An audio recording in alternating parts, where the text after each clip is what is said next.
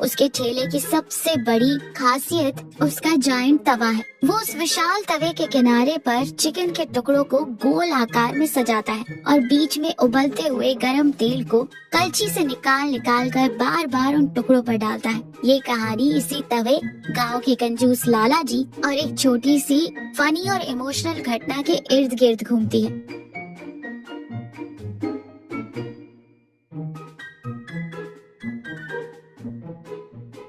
चंपा थोड़ी झुंझलाहट के साथ प्याज काटते हुए कहती है, अजी सुनते हो, दिन में 1-1.5 घंटा जब तक इस काले लोहे के तवे को नहला धुला ना लो आपको चैन ही नहीं मिलता क्या? इतनी ही श्रद्धा दिखानी है तो थोड़ा ध्यान मुझ पर भी दे दिया करो। मेरी कलाइयों में इस वक्त लोहे की जगह सोने की चूड़ियाँ होती। हमारी सारी मेहनत और कमाई तो इसी ठेले के इर्द गिर्द घूमकर खत्म हो जाती है। सत्यपाल मुस्कुराते हुए तवे पर प्यार से हाथ फेरते हुए कहता है, चंपा रानी, तुम इसे सिर्फ एक लोहे का तवा समझती हो, पर मेरे लिए ये हमारा पेट पालने वाला कल्प वृक्ष है। तुम्हें पता है चंपा, मेरे हाथों में जो स्वाद है और गांव वाले जो मेरी दुकान के दीवाने हैं, उसकी वजह सिर्फ मसाले नहीं है, वजह है यह तवा और इसे बनाने का मेरा तरीका। चंपा थोड़ा शांत होकर मजे लेते हुए कहती है, हाँ पता है मुझे। शहर में आजकल लोग बिजली की मशीनों में रहकर आराम से बिना धुएं के चिकन भून लेते हैं। आप भी वैसी ही मशीन ले आओ तो रोज की झंझट खत्म हो जाएगी।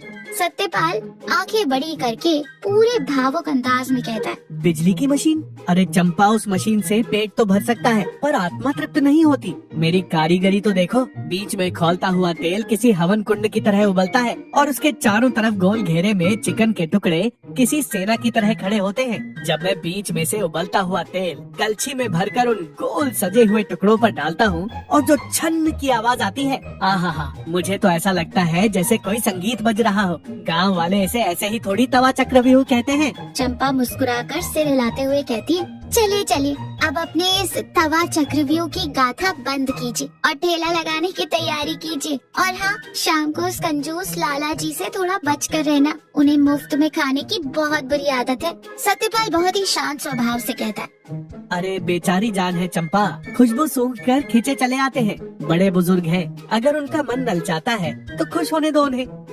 सत्यपाल ठेले पर पूरी मेहनत से काम कर रहा है। तवे के बीच में तेल खौल रहा है।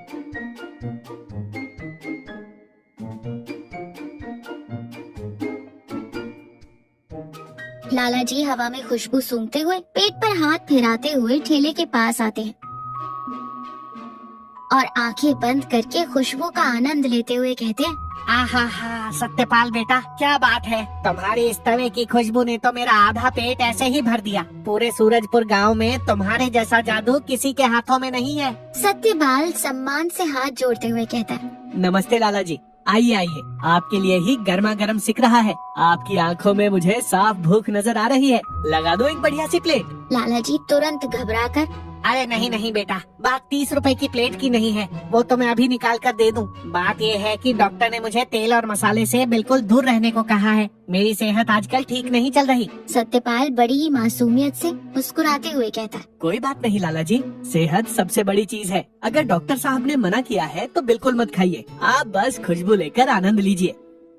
लाला जी मुंह में पानी लाते हुए जीभ घुमाते हुए कहते, वैसे मसाले से मुझे एक बात याद आई बेटा। कल कुछ गांव वाले कह रहे थे कि तुम्हारे चिकन में आजकल नमक थोड़ा कम हो रहा है। मुझे जरा सा, बिल्कुल एक छोटा सा टुकड़ा दे, मैं चक्कर बताता हूँ कि नमक मिर्च का क्या हिसाब है। सत्यपाल बिना कुछ सोचे हंसते हुए एक छोटा सा टुकड़ा लाला जी को देता है। लाला जी उसे बड़े आनंद से खाते हैं। लाला जी स्वाद में खोते हुए पर नाटक करते हुए कहते हैं, वाह, मक्खन की तरह पिघल गया जीभ पर बेटा सत्यपाल, लगता है इस टुकड़े में नमक ठीक से लगा नहीं था। मेरी जीभ को कुछ स्वाद ही समझ नहीं आया। एक और छोटा सा टुकड़ा दे तो जरा, इस बार पक्का हिसाब बता दूंगा। सब बिल्कुल सही है लाला जी, आप सीधे एक पूरी प्लेट ही ले लीजिए ना। सिर्फ 30 रुपए की ही तो बात है, आपका पेट भी भर जाएगा और मन भी। तभी लाला जी की पत्नी सुनीता वहाँ गुस्से में बड़बड़ाते हुए आती और चिल्लाते हुए कहती, अरे ओ लाला जी, घर पर मैं बिना छौंक की फीकी लौकी की दाल बनाकर आपका इंतजार कर रही हूँ और आप यहाँ ठेले के पास खड़े होकर हवा से पेट भरे हैं। गाँव में मेरी नाक कटवा कर ही मानोगे क्या? चलो चुपचाप घर। लाला जी घबरा कर अरे नहीं सुनीता, तू तो बिना बात के गुस्सा करती है। मैं तो बस सत्यपाल को व्यापार बढ़ाने के नुस्खे बता रहा था। मैंने कुछ खाया थोड़ी है, बस खुशबू ले रहा था। चल चल, तेरी लौकी की दाल ठंडी हो रही होगी। लाला जी खाने की थाली के सामने बैठे और बहुत चिढ़े हुए लग रहे हैं। थाली को थोड़ा दूर सरकाते हुए वो गुस्से में कहते, क्या है ये सुनीता, न इसमें नमक है न कोई मसाला। ये लौकी की दाल है या सिर्फ उबला हुआ पानी? कल शाम से उस सत्यपाल के तवे की खुशबू और वो एक टुकड़ा मेरे दिमाग में घूम रहा है। मुझसे ये फीका खाना नहीं खाया जाएगा। तो निकालिए अपनी जेब से 30 रुपए और जाकर शान से खरीद कर खाइए। अपनी कंजूसी का गुस्सा मुझ पर क्यों निकाल रहे हैं? आपको तो 30 रुपए खर्च करने में जान निकलती है। लाला जी हैरानी से छाती पर हाथ रखते हुए कहते, पैसे, और वो भी मैं निकालूं? कैसी डरावनी बातें कर रही हो सुनीता तुम। 30 रुपए की अहमियत जानती हो तुम? बिना एक भी पैसा खर्च किए मुफ्त में वो मसालेदार चिकन कैसे खाना है? इसके लिए मैंने रात भर जाग कर एक गजब का प्लान सोचा है। सुनीता थोड़ा उत्सुक होकर आगे झुकते हुए कहती, मुफ्त में? वो कैसे लाला जी? आपके शातिर दिमाग में फिर कोई आइडिया आ गया? लाला जी आंख मारते हुए धीरे से फुसफुसाते हुए कहते, आज शाम को तू अपने साथ एक छोटी सी स्टील की कटोरी अपनी साड़ी के पल्लू में छिपाकर ठेले पर चलना। मैं जाकर सत्यपाल को विज्ञान और गणित के कुछ उल्टे सीधे सवालों में उलझा लूंगा। जैसे ही उसका ध्यान भटकेगा तो चुपके से तवे के किनारे वाले टुकड़े अपनी कटोरी में सरका लेना और सीधे घर आ जाना। किसी को हवा तक नहीं लगेगी। सुनीता चेहरे पर चमक लाते हुए कहती है, अरे वाह, दिमाग तो आपका सच में बहुत तेज है। आज शाम को बिल्कुल ऐसा ही करेंगे। आज तो घर में मुफ्त की दावत होगी। सत्यपाल तवे के बीच से तेल निकाल कर चिकन पर डाल रहा है। लाला जी और सुनीता ठेले के पास आते हैं। सुनीता ने पल्लू के नीचे कटोरी छुपाई हुई है। लाला जी बहुत ही गंभीर और जिज्ञासु होने का नाटक करते हैं और कहते हैं, सत्यपाल बेटा, थोड़ा खाली है क्या? मेरे मन में कल रात से एक बड़ा ही गहरा वैज्ञानिक सवाल घूम रहा है, पूछूं क्या?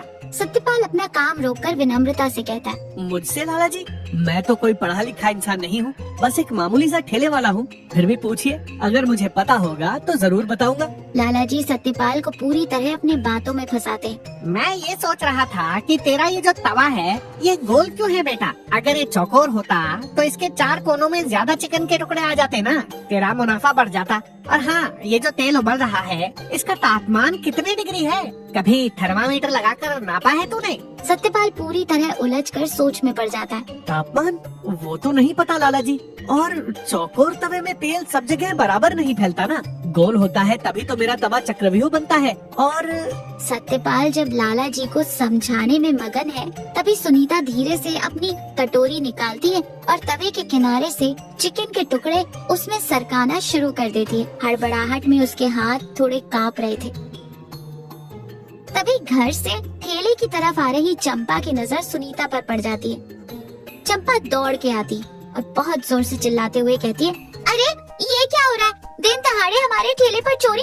काकी, ये आपके पल्लू के नीचे कटोरी में क्या है? चंपा की तेज आवाज सुनकर सब चौंक जाते हैं। सुनीता के हाथ से घबराहट में वो कटोरी छूट जाती है। कटोरी जमीन पर गिरती है और सारे टुकड़े मिट्टी में मिल जाते हैं। सत्यपाल सब कुछ देखकर स्तब्ध रह जाता है। क्या लाला जी, साइंस, गणित और तापमान के बहाने मेरे पति को बातों में उलझाकर पीछे से यह घटिया चोरी? क्या यही आपकी इज्जत है गांव में? उम्र के इस पड़ाव में ऐसी हरकतें करते शर्म नहीं आती आपको? सुनीता बुरी तरह कांपते हुए और हड़बड़ाकर झूठ बोलते हुए कहती है, अरे चंपा, मुझे गलत मत समझ बेटा, मैं कोई चोरी नहीं कर रही थी। मैं तो बस कटोरी में निकाल कर चेक कर रही थी कि चिकन अंदर से ठीक से पका है या नहीं। चंपा कठोरता से ताना मारते हुए कहती है, पका है या नहीं ये चेक करने के लिए आप घर से खास स्टील की कटोरी लेकर आई थी काकी? क्या आप लोग 30 रुपए खर्च करने लायक भी नहीं बचे? आपके पास कितनी संपत्ति है ये पूरे सूरजपुर को पता है, फिर भी ऐसा नीच काम कर रहे हैं आप दोनों।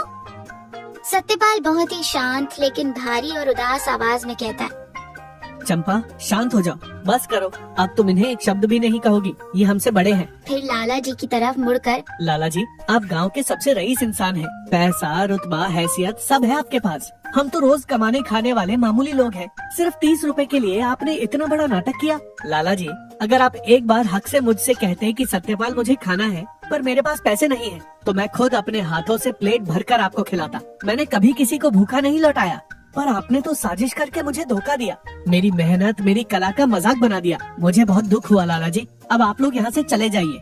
लाला जी और सुनीता शर्म के मारे जमीन में गड़े जा रहे हैं। उनके पास सत्यपाल की बातों का कोई जवाब नहीं। वो बिना एक भी शब्द बोले सिर झुकाए भारी कदमों से वहाँ से चले जाते हैं। लाला जी और सुनीता अपने घर के बरामदे में बहुत उदास और गुमसुम बैठे हैं।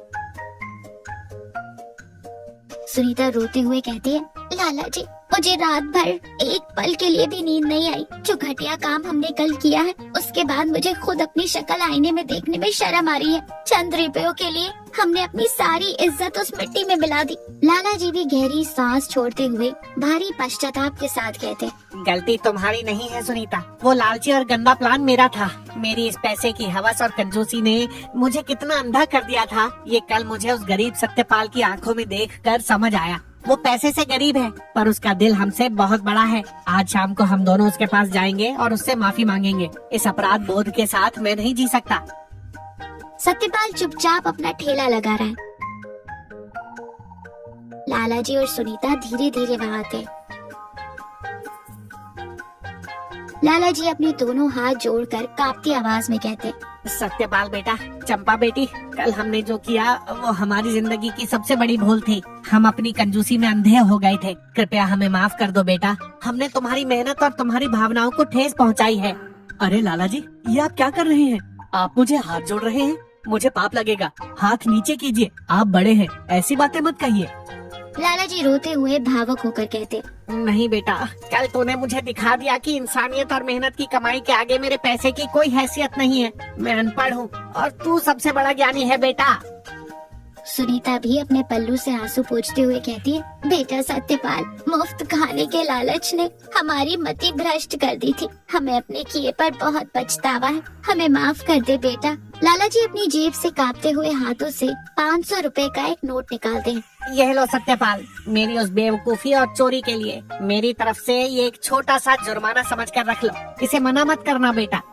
लाला जी, ये पैसे आप अपने पास ही रखिए। आपने आकर अपनी गलती मान ली। मेरे लिए यह करोड़ों रुपयों से बढ़कर है। मुझे आपके पैसे नहीं चाहिए, बस मेरे काम के लिए आपका प्यार और आशीर्वाद चाहिए। चंपा माहौल की उदासी को दूर करते हुए एक प्यारी सी मुस्कान के साथ कहती है, हाँ काकी, पैसों का क्या है, आज है कल नहीं। पर हाँ, एक बात जरूर याद रखिएगा, अगली बार जब भी गरम गरम चिकन खाने का मन करे तो घर से वो स्टील की कटोरी लेकर मत आना। हमारे ठेले पर आप लोगों के लिए प्लेटों की कोई कमी नहीं है। चंपा की इस मजाकिया बात पर वहाँ खड़े सभी लोग एक साथ हंस पड़े। कल रात से जो एक भारीपन था वो इस हंसी के साथ छूमंतर हो गया। सत्यपाल खुशी से अपनी कर्ची उठाते हुए बोला, तो फिर बताइए लाला जी, लगा दूं आपके लिए अपने तवा चक्रव्यूह की सबसे बढ़िया प्लेट? लाला जी भी उत्साह से बोले, अरे एक नहीं सत्यपाल, आज तो पूरे 4 प्लेट लगा। मैं घर भी लेकर जाऊंगा। और हाँ, इस बार पैसे मैं खुद अपनी खुशी से दे दूंगा, वो भी पूरे। कोई छूट नहीं चाहिए मुझे। सत्यपाल एक बड़ी सी मुस्कान के साथ अपने विशाल तवे पर चिकन के टुकड़े सजाता है।